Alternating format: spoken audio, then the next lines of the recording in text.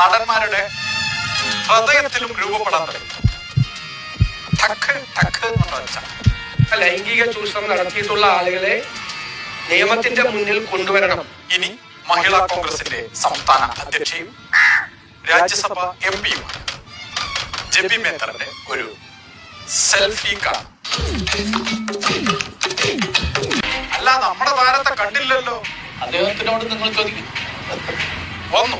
ഇതിനകത്ത് എന്ത് കാലതാമസം ഉണ്ടായി, എന്തുകൊണ്ട് ഇത്രയും നാള് വന്നില്ല, ഇതൊന്നും ചോദിക്കണ്ട. വന്നല്ലോ ഇല്ലേ?